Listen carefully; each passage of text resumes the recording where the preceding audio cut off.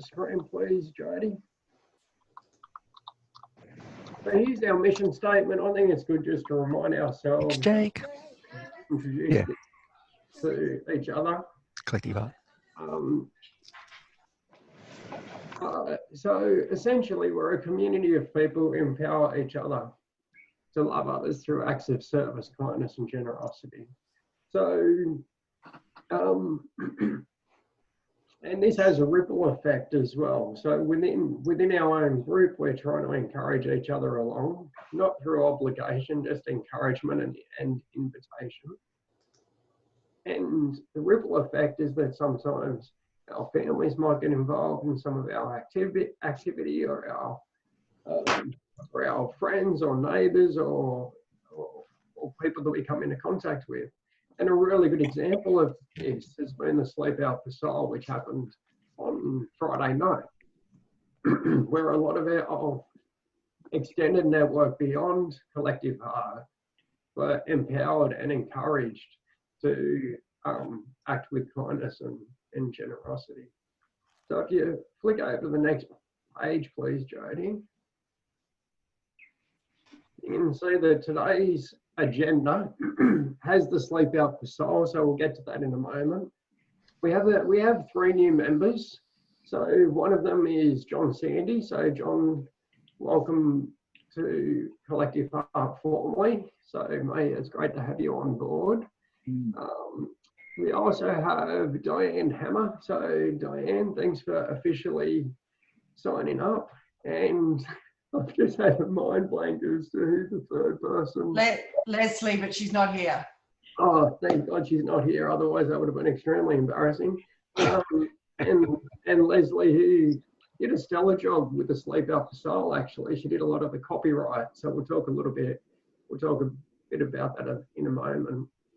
And on that note, we will be looking at the Sleepout for Soul. It was a pretty big event. I assume most of you have sort of been across what went down on Friday night. But we will talk with Rick and Jodi just to sort of get the rundown and answer any questions that you may have. We'll be talking to Trevor Williams about the Malipai student food drop and what's been going on over there. And if you're not familiar with Malipai, that's all right. We'll fill you in. And then this Saturday, Collective Heart is working with Dara's Refugee Hub, and we're putting together a bit of a community cook-up where we're going to cook up some meals, we're going to put together food packs, and we're going to have them distributed to 15 newly arrived families in the Newcastle area who are doing it pretty tough at the moment. It's the first project of this kind that we're undertaking, and we're hoping it goes really well, and it's something that we'd be able to repeat maybe once a quarter, something like that. So we'll talk a little bit more about that when we get to that stage. So let's drop into the Sleepout for Soul. So I believe, Jodi, you've put a couple of images or something like that in here. Yeah, I put some pictures up. Yeah, cool. All right, so we might start with, can we start with you, Rick? Sure. So Rick Prosser, so what's your title there? Do you go under the title of CEO, Rick? I answer to anything and everything. How was it for you? So the Sleepout, the annual fundraiser, I think it was 2 months ago at this very catch-up that we thought that the Sleepout for Soul wasn't going ahead. We had Leah and Jodi and myself had a conversation throughout the course of that day. And we said, well, I said to Jodi and Leah, I said, if you guys want to champion this for Soul Cafe, to have a chat with yourself to see if you'd be open to that. So that was 2 months ago, and here we are. No, it was only 4 weeks ago, Matt. 4 weeks ago, was it? Yeah. I thought it was the breakfast before, so there you go. No. So you had that conversation, Rick. You must have given them the go-ahead at some level. A lot happened since that conversation. Yeah. So how's it been for you? Look, we're totally blown away greatly. Very thankful for you guys for making this happen. I mean, Jodi, Leslie, Raz, and you, Matt, and all your team there at Collective Heart that really pulled in. I mean, one of the highlights was Steve with his TikTok dance. It was just sensational. Should have got that. And just to hear that, you know, Trevor got taken by a possum in an owl, just gets better. But really blown away, absolutely. I said on the evening with Garth there on the live stream, what this has done is really it's shored up. You know, we just move into the next financial year with very few burdens financially at all. Of course, it's a continuum for us. But to think about that, if you're in that position personally, your next financial year was almost secured, or in your business, and many of you are in business, if you knew that in your business, I mean, you'd be sleeping well. I mean, some of us have been having sleepless nights, of course, over this. So just overwhelmed by the response, and very grateful and thankful to you all. Absolutely. Jodi, Raz, well done. Amazing. And did you have an expectation, do you think, Rick, in terms of what this sort of virtual sleep out may have been able to achieve? Maybe Well, I in think terms of awareness, but also financially? Yeah, I think, it was an unknown, to be honest. And I think in our initial conversation, Jodi floated up 50,000. I think in our initial conversation, we're going, oh, wow. You laughed at me. Well, it was big. It was bold and brave, courageous. But because it was an unknown, you know, you like to hit your targets, you know, you like at the end of the event, whether it be fundraising or whatever it is, attendance, whatever you're doing, you like to hit your target and have a celebration. And so we blew it away, and we're still celebrating. Jodi and Raz are still by the fire. And what's the fundraising total at this stage? Did you have a look recently? Yeah, I think it's just crept over 82,500. Is that right, Yeah. Jodi? It's 82.5. I just checked. It's on a slide there. Yeah, we've hit that this morning. Wow. It's pretty amazing in quite difficult times for a lot of people to recognise that community still pulls together. And, you know, and some of the contributions were $5, $10, and it just goes to show that, you know, if you have enough people with a similar inclination, it can add up to a lot of support. Yeah, I think you mentioned it in the start of your presentation as a ripple effect. And, you know, when a lot of people do something small, it ends up becoming something big. And that's what we've seen and experienced. It's unbelievable. And Jodi, how was it for you? You know, it was a massive undertaking. I think it may have ended up being a bit bigger than you may have anticipated when we started. I don't know if you anticipated being a star on television and having it up in lights out the front of McDonald Jones Stadium. No, Matt, it ended up being a lot bigger than I ever anticipated. I think a week in, I said to Raz, what in the hell have I taken on here? Because it has consumed me, but I'm blown away with the results. Like, we've set the target at 25,000. As Rick said, we're at 82,500 now. But yeah, I had a great lot of people behind me as well. As you can see the photos there, that was on the night. The night was unbelievable. I don't know how it came across on the stream, but we had so much fun. A bit of stress, but a lot of fun.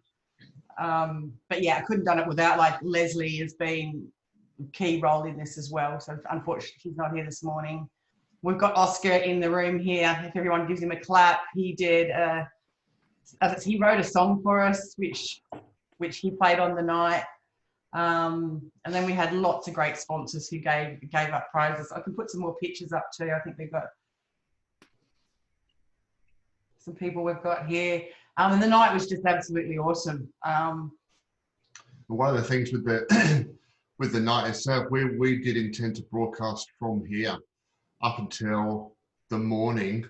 We made the decision very late the night before. Over a bottle of wine. Why don't we do it at Soul Cafe? It makes much more sense. And actually, it turned out far, far better because there was just a bit more of a sense of activity and community together in the room rather than just everyone being so remote. And I'm sure you'd agree, Rick. It was great to have everybody actually there and see what's happening. Very special. And there was some amazing interviews with Scotty, his interview, that was so moving. And then we had Matt, obviously, him on board as well. Matt's dress up was particularly spectacular. There's a bit of a nod there. I've still got it. There we go. Yeah, but just everybody zooming in. I mean, Lainey zoomed in, Steve Roxby zoomed in. It just made the night, just bringing the community together. And with the bands playing, I said, like Oscar, and obviously made my night having Grant from the Screaming Jets. He zoomed in as well. So yeah, it was an absolute awesome night. Raz and I came home and actually watched the whole thing again. Well, because we hadn't really seen it. So. No, it's sort of like when you're doing a speech, you can get to the end of it and you're not even quite sure what you said, hey? Yeah. So I've just got Kerry Walker texting me. Oh, I've got people at the door. Oh, bring them in. More the merrier. So one of the things that sometimes is shared is, you know, maybe I'm not the most serious bloke going around, but I am sincere, you know, so, you know, I think we can be lighthearted and we can be joyful and we can be jovial, still in the process of supporting and helping people in difficult circumstances. In fact, I think that lightness, you know, can really lift people as well. So, Oscar, you there, buddy? What was it like to, you know, you said on the night that you haven't written or produced much of your own sort of original music. What was it like for you to write a song for something like Soul Cafe? You know, it's a little bit different, I suppose, in terms of where to start. Yeah, it was good. I mean, you know, I haven't really been around for a lot of the time that Mum's been involved with Soul Cafe, so I wasn't actually too sure what it was about. But no, I really enjoyed it, and I think, to be honest, for a sort of a first time writing a good tune, it was a really nice topic, and I think it flowed quite well, and I don't know, the reaction was good, and yeah, I actually had heaps of fun doing it. I really enjoyed it. So, yeah, mate, you did a great job, and thank you for your contribution. No, that's all right. I had a heap of fun helping out, and I actually really love the cause and the entire Sleepout as a whole. I can't wait to do it in the car park again one day. Yeah. Hopefully. You'll be singing that song again, Oscar. If anyone hasn't heard Oscar's song, if you jump onto Soul Cafe's Facebook page, it's shared. If you scroll down, you'll hear the song he wrote especially and sung for the Sleepout. It's amazing. Thank you. Yeah, good on you, mate. And Steve Roxby. So, Steve, you've been a bit of a stalwart in terms of supporting the Sleepout for Soul, and you couldn't do the car park this year. But it looked like you were having some fun at the apartment, and it looked like you put a Team Maxim together. Is that correct? And maybe at a corporate level, you raised some money together. Yeah, we had a few from the office got involved and had a bit of a sleep out. One of the girls slept in she started in a horse float but ended up in the shed. But and there was another girl slept outside and she was doing fine until we said there's potentially cockroaches out there. So I think she didn't last too long. But no, they had a bit of fun, mate. And you know, it was a great night, really good night. And what was it like for you, I guess, in terms of the workplace, to have a few people coming together who you know, work together to be, you know, pulling together to support something in the community? Oh, look, that was great. I mean, we had about 4 join in on the sleep out. We had a lot of others donate and pass on their best wishes. So, mate, I'd like to see that across most businesses, get that community involvement inside a business first, and so yeah, still chipping away at it. But yeah, no, it was great, really good. Yeah. That is Steve in that picture in the bottom left-hand corner on the balcony. That was staged just in case I didn't make it the night, but I am happy to say I did make it through the night. There was a bottle of red drank after that, and after the TikTok, I should think. I just say one other thing on a serious note, Rick. I think what Jodi and Leah and the Collective Heart's done here, I think, has potentially shaped Sleep Out for Soul for the future as well, because in the future you can have your car park sleep out, and you can also have those people that can't get to, whether they're in, I think we had someone from Canberra, was it? Like, we're going to have people that can't get there to the sleep out can actually do it online, and it just opens it up. So well done to everyone involved. It's just a fantastic initiative. Yeah, good thought, mate. And I'll reiterate a couple of things I said on the night. And one is I'm just super proud of everyone who got behind this. You know, obviously, Jodi, you really carried the mother load in terms of the work. But there was a lot of people that contributed. There was a lot of people that, you know, just did little bits or big bits to bring it all together. And I'd also like to say thank you to you, Rick and Sue, for trusting us to support you guys. You know, you have a really strong reputation in the Newcastle area. So to invite in an outsider, even though that we are, you know, we know each other quite well, but we haven't formally worked together really with something like this, to trust us and give us a chance. I appreciate the trust and faith you put in our guys as well. That's awesome, mate. Yeah, no, we're blown away. Yeah, thank you. I mean, you guys are trustworthy, and it's been established and proven, not just through this, but through the longevity that you guys have had since you've been established, and many things that you put your hand to and hearts to. And so very thankful. We're blown away and very, very thankful. Something just takes someone, and as catalytic people make decisions that catalyze things. And Jodi, you were that for this, and you guys outworked your vision by empowering one another and causing a ripple effect. So really what I've just seen and been part of is you guys outworking your vision for Collective Heart and beyond. And we're the benefactors of that, as are others. And I'm looking forward to the cook next Saturday, actually. I think that's at our site, and I'm looking forward to that. I might try and pop in and have a look at that. But yeah, no, you guys outwork your vision. So hats off to you guys, and wigs off, please, Matt. Because you guys are doing what you say you're going to do and what you envision for one another. And a lot of people say a lot of things, but synchronizing what you say and do is another thing. And we've seen that from you guys, and look what you have done. Just amazing, astonishing, and very thankful for you all. Yeah, Rick. You're welcome. Is there a request, Jodi, to see this TikTok video of Mr. Roxby's? No, we haven't got time for that. Oh, trust me. I can get it up to the end of the meeting. That's not a problem. No, you can't, Jodi. Depends, Steve. Depends. All right. So we'll have a crack at getting Steve's TikTok video up before we wrap up today. So we'll have to make sure we allow enough time, eh? Yeah. Well, I'll put myself in the mix too. We uploaded a TikTok video of us attempting the routine in our backyard. So, you know, if there's enough time, we can throw them both up for those who are willing and interested to sit around and have a look. It's quite entertaining. You can do a little bit of extra entertainment in the morning. Yeah, they're pretty good, the TikTok dancers. Yeah. All right. So anything else from the Sleep Out for Soul? Jodi, do you have any sort of final comments you'd like to make around it, or is Leah online? Leah's online. I just wanted to thank everybody who helped me and supported me and got me through it. You in particular, Matt, Rick. There's a lot of faces on here that have slept out and all got donations. People who donated to me. It's just been amazing. I'm still blown away, and I still am obsessed with looking at that target go up. I know Rick is as well, because we keep texting each other. Yeah. But yeah, just thank you to everybody. Oh, and probably Raz as well. Thank him, because I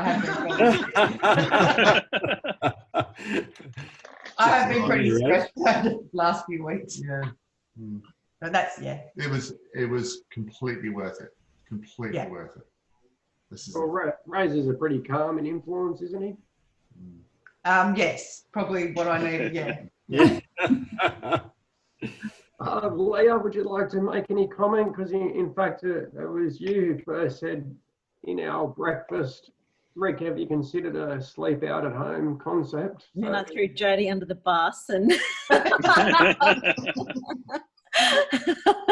oh look, it's just amazing. I can't believe that was only 4 weeks ago that we were talking about. I remember when we set the date, we went, 3 weeks, will that work? And it did, and that's all Jodi and Raz and and Leslie was amazing. Yeah.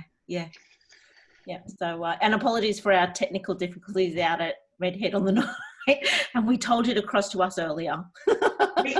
we kept trying to cross to you. We kept trying, but So thanks everyone. It was great. Worked out well. Matt's interview was quite hilarious when we watched it back.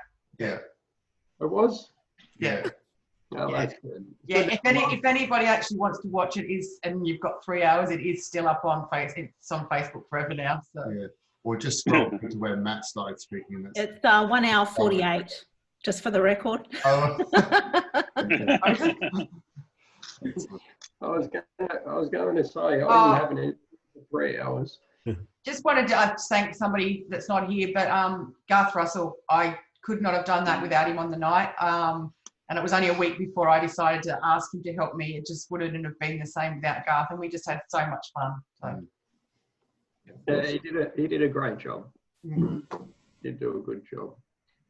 All right, so it might be time to shift. I was going to just have a quick chat with Lainey, but all I can see there is a bookshelf, so she might be other things. Yeah, she walked through it. So let's switch over to having a talk about Malipai and the pre-prop program up there. So Trevor, we'll bring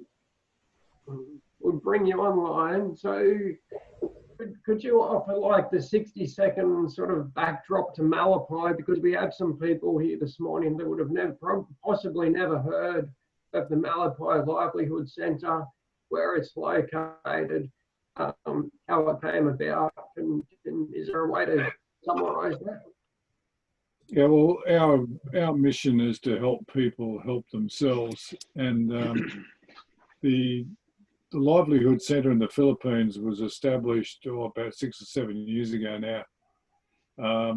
Originally to help people get employment. It wasn't so much to give people food or money or whatever, it was to help them with employment. And to do that, we did training programs as well as microfinancing to help them start little businesses so that they could support their families. And we did a few education scholarships at that stage as well. And over the years, that's now morphed into more focus on the education scholarships, where we've got about 62 young people with a scholarship, either going to university or college. And we still do our other programs of training and microfinance. We also have a bag making operation where we make eco bags, and that employs a few ladies in that enterprise. So it's basically a concept to help people to help themselves, and it's in the central Philippines, which is about an hour flight south of Manila, which is in the top of the country, and it's just above the area in the Philippines that it creates a lot of problems. You see a lot of negative stuff in the press, and that's just south of us. So it's reasonably safe sort of a place. But the poorest of the poor live in these areas of the Philippines. Some of the biggest slums in the world outside of India are in the Philippines. So it's a pretty poor place. And can I just ask a question? It sounds like there was a bit of a shift, not completely away from the original tasks or activity, but a shift in the level of increase in scholarships, student scholarships. So what motivated that? Well, we did some surveys over there, would you believe? When we first started, we were going to build a a concept village to help people get into accommodation. And our lawyer in the Philippines said to us, look, have you ever asked the people what they want?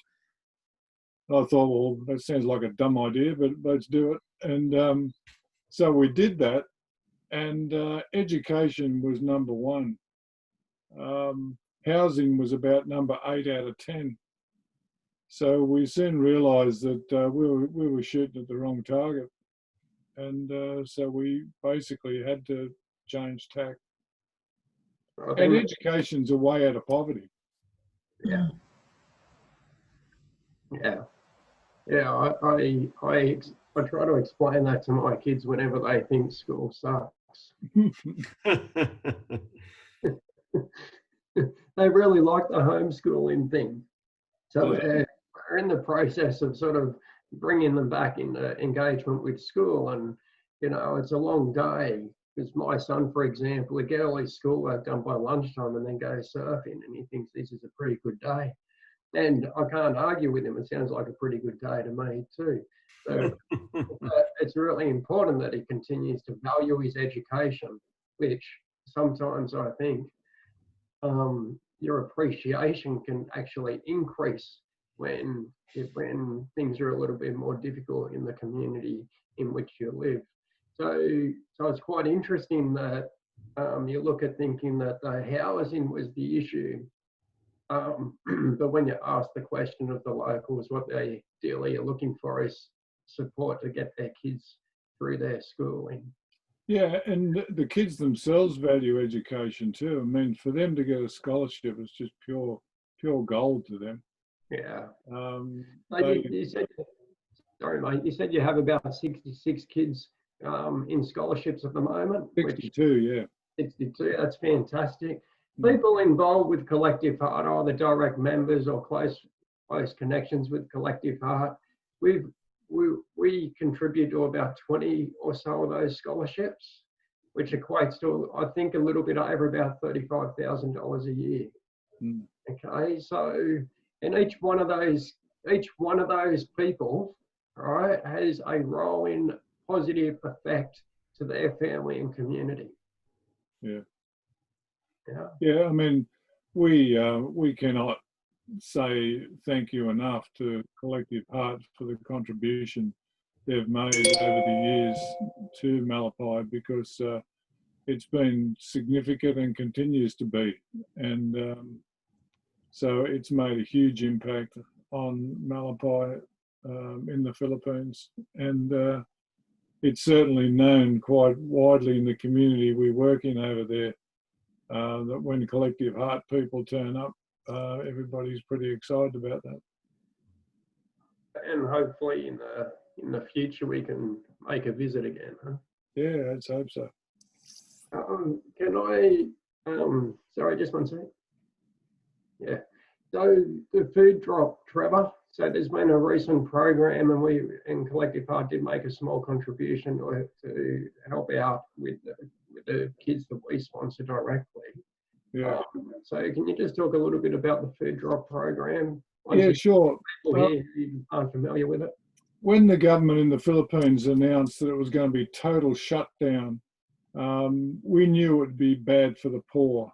And we had no idea how far-reaching that was going to create an emergency. And when parents were pleading with the government to let them work, so they said they would rather risk dying of COVID-19 than to see their family starve to death. We knew that it was bad.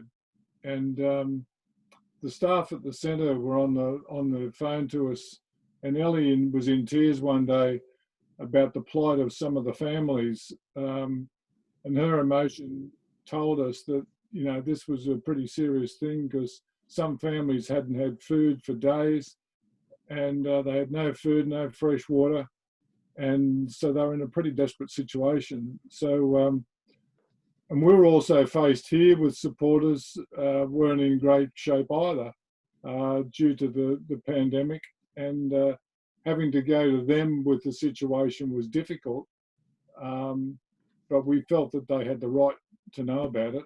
And so Rose and I decided that we would lead the way and at least fund the first feed. And we've always taken that view of helping people help themselves. So giving them food wasn't exactly something that fitted in within that mantra.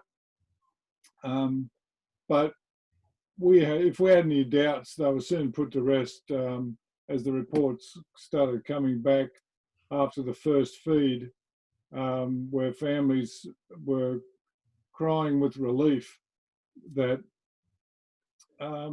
Australians who themselves were in isolation had actually thought of them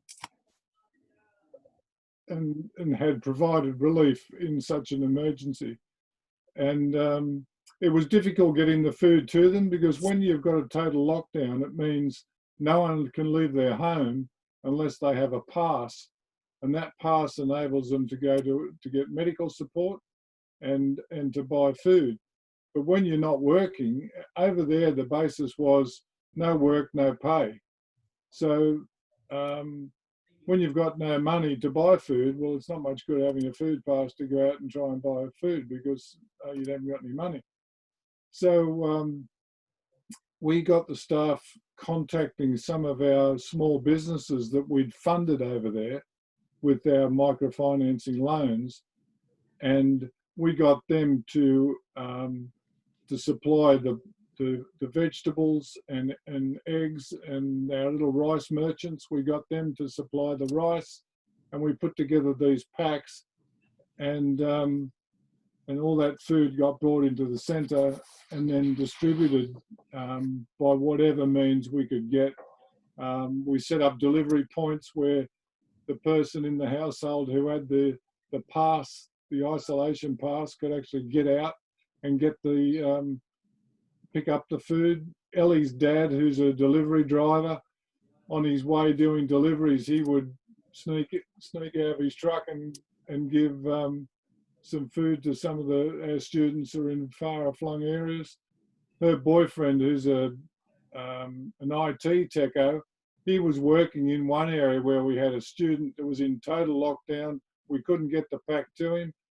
So Stefan was able to go in there because he was allowed in, because he's a technician fixing up internet.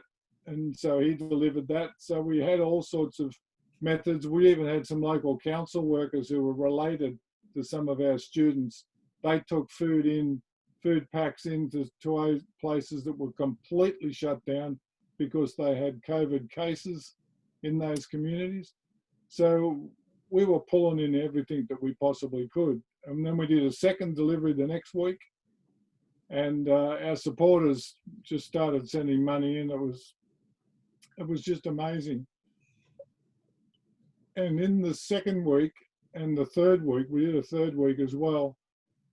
We had some difficulty then in the merchants weren't being allowed to bring the food into the centre for us to distribute it, because they had a barrier set up, and they weren't allowing us to come past that barrier with rice in particular, because we had to distribute 62 25 kilo bags of rice. So that was a fair load that had to come in with, it's about 1.5 ton of rice.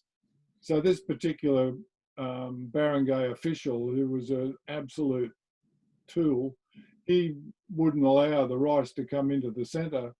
So there was this emergency phone call went out to Ellie, we can't get the rice in. So she took the initiative of contacting some of our members who are tricycle drivers. And one in particular, he's got 3 tricycles, so he got guys on these tricycles, got them to go out to the barrier. And if you've seen those little 3-wheeled motorcycles, they cut 1.5 ton between 3 vehicles, was a fair amount of rice. And because if we'd have left it there as the official wanted us to do, it would have just got stolen within minutes, because everybody was hungry. So it wouldn't have lasted 5 minutes. So there was lots of stuff that happened that was a pretty combined effort from everybody in the community to help us out. So the weather was a pig at the time. It was absolutely torrential rain, so that was another obstacle that we had. But we got there. Lockdown's been eased at the moment, so people are actually allowed to, if they've still got a job, they can go out and get some work and get some money. But in the Philippines, they generally get paid once a month. So you can imagine for the next month, there's no money. So we've got enough. We had a sponsor who gave us enough money to do another feed.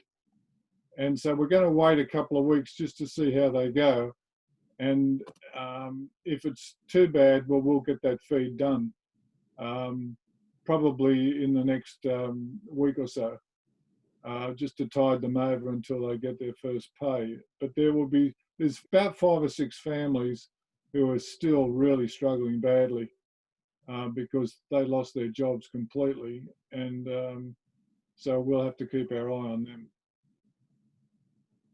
Yeah, we have a video which has been put together from Ellie and the team over there, which just shows some images and visuals of some of the kids and families receiving food packs. So let's have a crack at playing that, Jodi.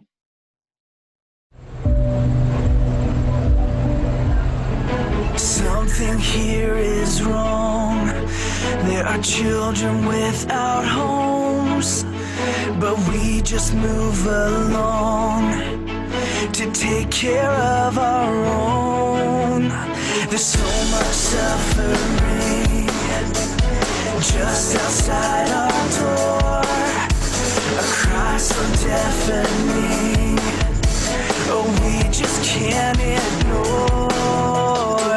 To all the people who are fighting for the broken, all the people who keep holding hard work that Malipai has done and the challenges we came across in making sure that beneficiaries got their food packs, there is fulfillment and satisfaction in our hearts, knowing that families are able to survive in the midst of this crisis. Indeed, Malipai cares for the needy, helping them help themselves. all the people who are reaching for the lonely, keep changing the world.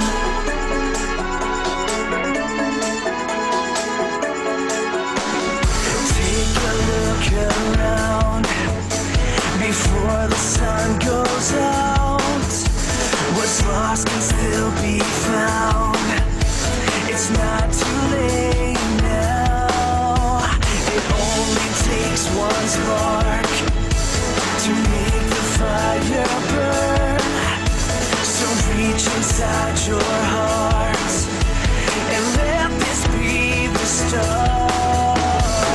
To all the people who are fighting for the broken, all the people who keep holding on to love, all the people who are reaching for the lonely, keep changing the world. To all the people who are fighting for the broken, all the people who keep holding on to love, all the people who are reaching for the lonely, keep changing the world.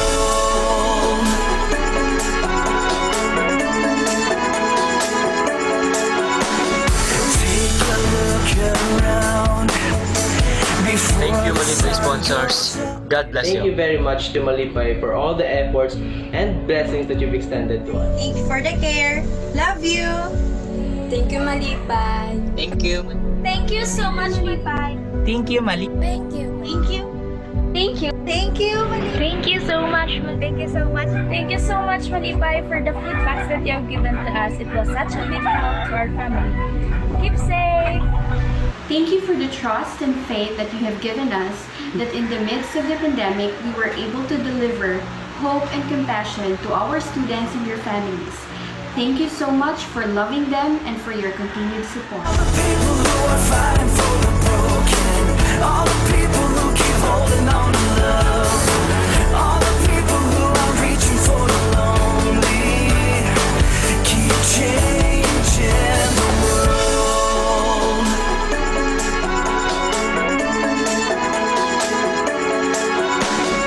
Take a look around before the sun goes out. What's lost can not too late now.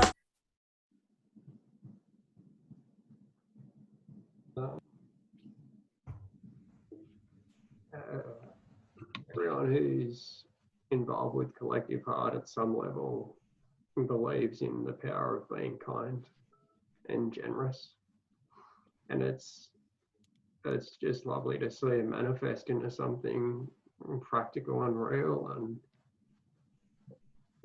you know, there's a time when we might have the capacity to give, and there's a time where we have the need to be a beneficiary, and now, you know, just working backwards and forwards together, amazing things can happen. And needs the platform of kindness and be willing to look out for everyone and for each other. Yeah, because the reality is we can't help everybody, but we can help a few, and I think that that's the mandate of Malipai, is to stay focused on helping a few to make a significant difference. And if we take the shotgun approach, which we'd love to do all the time, because, you know, there's so many needs, we have to be focused so that we can make a big difference. And hopefully the ripple effect that we talked about earlier comes into play. And we see these young people, when they get their education and then get employment, significant employment, they then bring their whole families out of poverty, and that ripple effect starts again. And so what might be small now ends up big over generations, as those generations move out into the community, getting jobs that involve their degrees, and that's where significant change happens. It mightn't happen tomorrow, but it'll happen over many years. Do we have any questions or comments? Do you like video? Just if you'd like to make a comment, just you can unmute yourself and make a comment or feedback or questions of Trevor.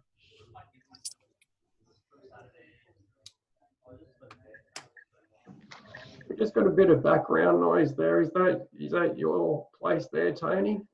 Sorry. That's all right. Just pop yourself on mute, buddy. I mean, you just double muted. All right. So any comments for Trevor? I've noticed there's a couple of comments pop up, but you know, we have time if anyone would actually like to unmute and provide any comment. I'm looking at you, Steve. I can't really talk right now, mate, to be honest. That's just, yeah, so just keep up what you're doing, Trevor and Rose. It's just absolutely amazing. Just beautiful. Thanks. Yeah, I hear what you're saying. You know, sometimes the magnitude of the heartfelt action is such that it's hard to find words. Yeah, and I think that everybody at Collective Heart needs to understand the impact that they are making, because when you've got a situation like we've just had in the Philippines, okay, it's right out of our sphere of influence and whatever as we do life here, but a small amount of generosity goes a long way, as we've just experienced with this Soul Sleepout. You know, I'm sure Jodi and Raz now feel what it's like to do good hard work, and the result is just amazing. What Collective Heart does and has influenced people to do is, like I said before, it's impacting now, but there'll be a greater impact come in further generations as people are lifted out of their current situation and transported into a whole new world. Like, look at Ellie alone, the young girl that was speaking there at the end. When Rose and I first met her, she was in abject poverty and living in terrible situation. And now, not only does she have a good job, she owns her own home, which is a reasonable house. And, you know, she's getting married next year, and life for her is fantastic, all within the space of about 6 years. So Collective Heart members need to understand that you are making a massive difference. Yeah, thank you, Trevor. And look, not everyone in our group necessarily directly sponsors a student in Malipai. But I want to be really clear that when you come from a platform of kindness and generosity, you take it to whatever field feels right for you, it's powerful. It is so, so deeply powerful. And quite frankly, I think a lot of people are searching for those avenues to be able to find the place for that to land. And it can be hard to find that spot. And it's organisations like Soul Cafe or Malipai will talk about Dara's Refugee Hub. These are just all opportunities for us to express that thing within ourselves, which is just so, so human. Cool. All right. Well, it's great to get an update from you, Trevor. Thank you. Thanks for the opportunity. That's all right, mate. And keep us posted. Yeah. Keep us posted. Good on you. A round of applause for Trevor. Apparently you can do that somehow in your reactions down the bottom of your screen here. There we go. All right, so let's shift gears now. So something a little bit more local. As you can see on the screen, the Dara Refugee Hub is an organisation. John, it might be handy, John Sandy, for you to unmute yourself there. I'll ask you a couple of questions. So we came in touch with John, I don't know, mate, would it be 3 months ago? Maybe a bit longer? Oh, we've got a, and then we have a double unmute there. Can you hear me? Yeah. Okay. So how long ago, John, did we come in touch, or were we introduced? Would it be 6 months, or would it be 6 months? Whatever. Yeah. So Dara and Collective Hearts have been in partnership now, in friendship, great friendship for the past 7 months now. 7 months, yeah. Yeah, and there's a big impact on this relationship, especially in that terms of engagement and education. I must say this, that personally, from the bottom of my heart, I only wish I had known Collective Arts since I've been to Australia.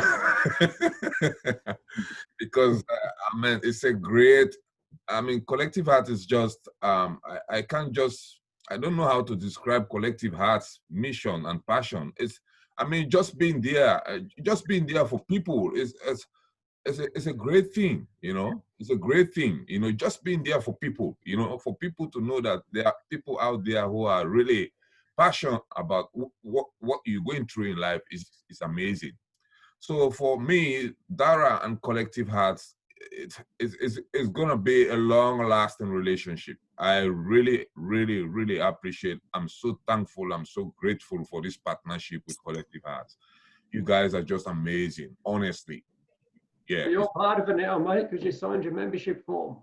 Yeah. I've done that. I've done my membership, and I did it online. And yesterday was my first day of my contribution, which I was so excited about it. And my wife and I are just excited about being part of this whole mission.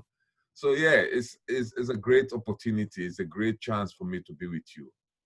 Well, it's lovely to have you on board. And for those who don't know, one of John's jobs is to look after the Refugee Hub at Dara. So we've talked a little bit over the past in terms of what's going on at Dara. We don't quite have the time to drop into that today, but what we do have the privilege of formally announcing is that we've come up with an event where some of the members of the refugee hub will come and guide some volunteers from Collective Heart to put together some home cooked meals, and we'll put together some food packs, and we'll distribute those food packs to 15 families that are doing it pretty tough at the moment. And I actually raised the concept, or I mentioned the concept to Rick, because obviously we need a kitchen and we need somewhere to do this. And Rick mentioned to me, he said, oh, sometimes it's a bit hard to figure out what to cook or what to provide, because, you know, different people from different backgrounds have different palates and different customs when it comes to food. And what that comment did, Rick, in terms of a seed, was it always felt to me that there should be a relationship here where we're just working together, and, you know, everybody's got lots to input. So that's where the concept came, which was, we're not the chief cooks, we're the sous chefs, and the people that we're cooking for, they're going to tell us what to cook and how to cook and what and why. So we're under the guidance of the people from the refugee hub, the families from the refugee hub, and where the assisters will be maybe chopping carrots or cucumbers or capsicums or whatever it may be. We'll be putting food packs together, which we've been guided to put together, and then we'll arrange for the delivery of those food packs out to the families. But this isn't just about the food. This is about conversations and connections, and it can only be a fairly small group at any one time this Saturday to respect the COVID situation. But in time, we're hoping the event can be a little bit bigger, and there'll be time to sit around, and, you know, while something's simmering away, we might be able to have a game of cards or something like this, to further create connection and interaction and mutual appreciation, I guess, of the diversity that we have here in Newcastle. Conversational English is a topic which has come up for many years at Collective Heart, and we've never quite figured out how to do it in terms of assistance in that space. And I'm kind of hopeful that this event may be the start of that type of support. And in a very, almost in a passive way, where the conversational English development just comes off the back of doing something else, as opposed to sitting down and trying to formally learn English, which I think would be remarkably. So, are you still there, John? You've just dropped off my screen here. Is John still there? Looks like he's taken off. So I'll switch over to yourself, Leslie. So, Leslie, can you please unmute yourself? Leslie's been sort of one of the chief champions behind this event. Can you provide some insight into how it's come together and what's needed between now and Saturday? I already have a list of people that are interested, by the way. If you haven't expressed your interest, let me know and I can add you to the list. So it was Leslie. Okay, thanks, Matt. Hi, everyone. Great meeting so far. Thanks, guys. Beautiful. So we've got things sorted for Saturday. So we've got 6 volunteers from the Dara community who are going to lead us in the cooking. They sent us through the recipe for Syria turmeric rice, which just looks delicious. They're organising the meat contributions as we're given in the funds to do that. And Soul Cafe, I had a great chat with Sue last week down there. We'll be able to get most of the other ingredients from there. So Rick, I might pop down on Friday just to see how we're going there to make sure that we've got all of the ingredients for Saturday. we're ensuring that we're complying with the COVID restrictions, and Soul Cafe obviously have that already set up beautifully because they've been cooking through this whole pandemic. So we're being led by the very capable Sue Prosser, who has generously offered to come in and get us set up on the morning. So we've got 11 volunteers at the moment from Collective Heart, so thank you guys. As Matt said, if anyone else wants to come and help, that would be great. Given the COVID requirements, we've reduced the number of volunteers to 6 at a time, or sorry, 6 from the Dara community and 6 of us, so that we haven't got too many people in there. So we'll be doing 2 shifts, and I think Matt's proposed 11 till 12:45 and then 1 to 2:45, with Trevor and Rose kindly offering to help with the delivery of the food packs to the 15 families once the cook-up's been done. Thanks to Craig for helping us out with the insurance requirements, and Steve helping us out with just making sure that we've got the food handling stuff organised. So again, a collective effort from everyone, which has been fantastic. Dara, as John indicated before, are really excited about this opportunity, and hopefully we can make it a regular event as opposed to just the one-off. So it's this Saturday from 11 till 3 in the Soul Cafe kitchen. So going down and enjoying that space that Jodi and Ray's got to play in on Friday night for the Sleepout. Yeah, and looking forward to having a conversation with these lovely ladies. John's indicated that they're really quite excited about the opportunity for the sous chefs to learn a new recipe and have conversations and have an opportunity to interact. So I think they're probably all the things I need to say, so open to any questions. And obviously over the next couple of days, we can just finalise who will be there at what time. The other thing I'll just mention is that John is keen, or Dara are keen to just get a bit of a story out within their community through the Aurora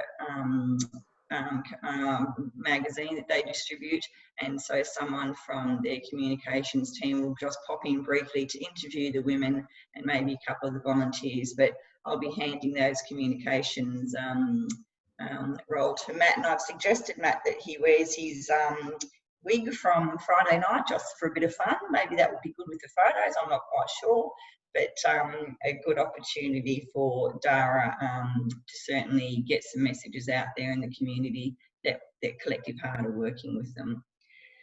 I think that's about it. We've also, sorry, just some practicalities. We'll have the extra ingredients that we need. We've purchased some containers. We talked when we had a meeting a couple of weeks ago about having reusable containers, so they've been purchased, and we've got bags so that we can distribute to the families at the end of it. So I'm pretty sure we've got most things covered, but in any event, you know, quite frankly, that things go awry, and I've got no doubt that on the day we'll be able to get that sorted. Yeah, good job. Any questions of Leslie? No? Okay, so if you would like to put your name down as a volunteer, it's probably best to send me an email. I'm pretty sure everyone would have my email address. If you don't, you have a contact through our group to get hold of it. A couple of visitors here today, you're welcome. If you want to come and participate with something, you're more than welcome to come and participate if something looks of interest to you. So just call out. All right, so we have no questions from Leslie. We're all done there. Okay, so the next Collective Heart breakfast is on the first Tuesday of July. We'll confirm the speakers as we get a little bit closer to that date. We really don't know at this stage if we'll be Zooming or if we'll be doing something face to face. This is just a month by month scenario. If you can flick to the next screen for me, please, Jodi. Member Connect. So one of the things we did a few weeks ago is we just did a members only sort of Zoom catch up for half an hour, 45 minutes. It was great. It was really, it actually helped put some of the practicalities and the support around some of the events that we are managing So we're going to do it again on Tuesday, the 16th of June via Zoom. There's no big agenda. It's just basically a catch up, having a look at what's going on and what things people are involved with there, and if anyone needs a bit of support. So if you're keen on that, pop that in your diary. That's just for members, that one. Over the next page, please. Oh, for the visitors, the way Collective Heart works is we have a membership fee of $39 per month. We have pretty much a monthly breakfast, and then we have the events, which you've had a bit of exposure to today. What happens with our money is it's pooled, and that pooled money is distributed out to support other organisations. If you want more details about all of that, I think it's probably easiest for us to catch up offline and have a bit of a conversation. I can give you all the detail that you're after. All right, so I think that's pretty much a wrap from me. We have TikTok. Okay, let's play it. Let's play it. So you want to play TikTok? Yeah, just a sec. I'll just put some shape around this. So this TikTok dance was something which was put together as something fun to do as part of the Sleep Out for Soul. My wife, Debbie, she's in the field of choreography. So she put together a choreographed piece, and it was up to the rest of us to see if we could do our best to match it or copy it. So off you go, Jodes. Okay, just bear with me. We'll do you first, Matt.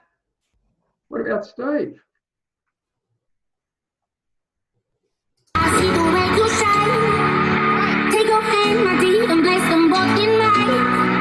You know you stopped me dead while I was passing by. And now I beg to see you dance just one more time. Ooh, I see you every night. You're my eye, don't stop. Ooh, you make me wanna cry.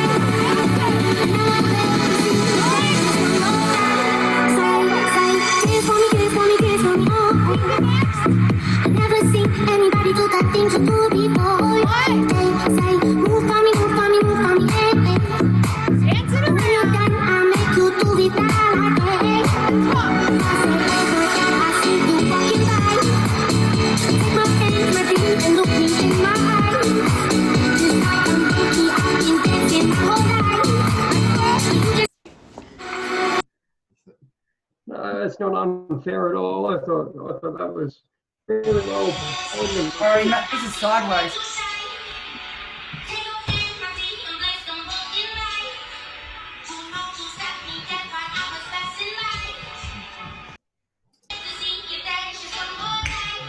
Rolls.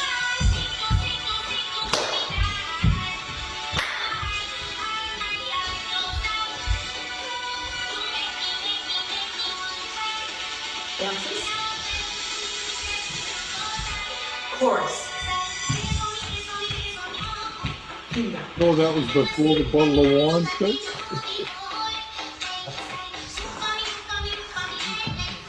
Single.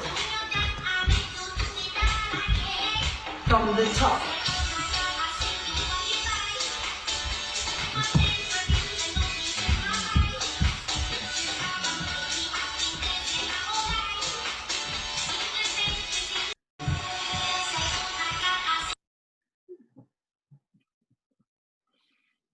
All right. So do we have any applauses for those TikTok performances? I thought it was pretty amazing. Is anyone still here?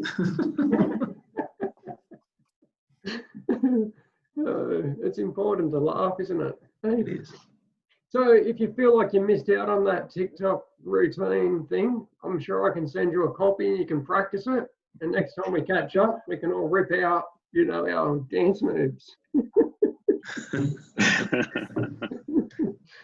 All right. Well, I think that's a wrap. Thank you, everyone, for your contributions. Thank you, Rick Prosser and Soul Cafe, everything that you do to assist us. Thank you, Trevor and Rose and Jan and everyone involved with Malipai.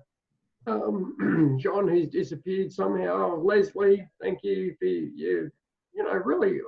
I think in the last sort of 3 to 4 months, Collective Heart's really starting to find its platform. You know, we've talked a lot over the years about, you know, doing things at a practical level, and it's nice to see, you know, it's starting to really, you know, throw its shoots out. I was reading something last night about Chinese bamboo takes about 4 or 5 years to set its roots, and then in one growing season it shoots a 25-metre trunk into the sky. So in a way, it kind of feels like we've been building our roots over quite some time, and it's nice to see that some extremely practical things are shooting from our foundation. So, all right, that's a wrap from me. Thank you everyone for your contributions. We'll see who we see on Saturday, and if you can't make it Saturday, that's all right. We'll have a crack at doing it again maybe in a few months. And visitors, guests, if you have any questions, you can call out to Jodi, or you can get in touch with myself, and we'll answer any questions that we can answer. All right. Oh, there's a couple of questions coming through. Where's your video, Trevor? Trevor, we can probably put that on the Collective Heart website if you'd like us to do that. Yeah, it's already been agreed in the chat, Matt. We're putting that up. Okay. So be on the Collective Heart website. Oh, the dance. Oh, where's the dancers? We can probably put the dancers up on the Collective Heart website too, can we? Yeah, we'll see if we can get them off TikTok. They might be licensed to TikTok. Leave it with us. Yeah, we might be able to link to it at the very least. Yeah, or we can get the originals off people. Yeah. We'll get the originals. We'll also put Oscar's song up on the Collective Heart website as well. Are you cool with that, Oscar? Oh yeah, sorry, yeah, is that all right? Yes, I think Steve Roxby's video will go viral. I think a huge number of hits. COVID-19. Hope you're having fun, guys. Hey, I did it live, Steve. I did it live on Facebook with lots of people watching. I know, we saw that. All right, that's a wrap. You can go and get on with your days. Good on you, everyone. Thanks, guys. Thank you. Thanks, Matt. Thanks, guys. Bye. Thanks, guys. Bye-bye.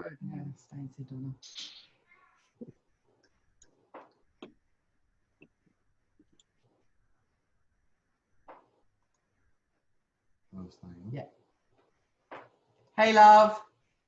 Oh. Good morning. How are you? Oh. Good. How are you? Gosh, can you hear me? Yeah, I just got to get my screen back. Can you just pull that thing?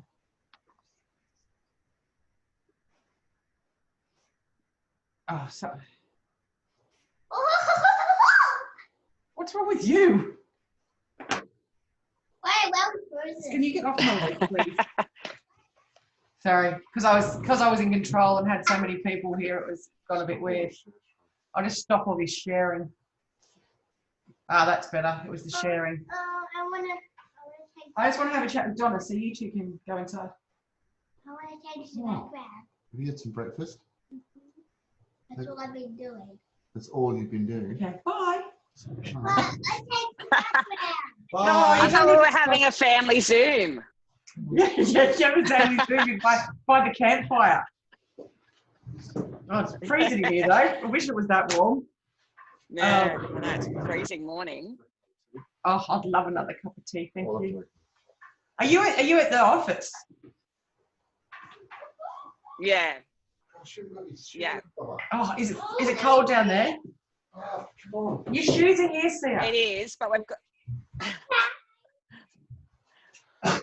we've got a little heater, so it's somewhat a little bit warm. Bye. Bye. Hey, have a good day. Day off school. Where she can't go back. Sorry. She can't go back. Feeling. We can't send her back till we get the results. No. Anyway. How long did they say? They reckon we'll get them this afternoon. So yeah, but as soon as I said she had a sore throat, she's not allowed to go into school now. Oh, that's good. That's quick. Yeah. But anyway. Oh, we don't need to be recording this.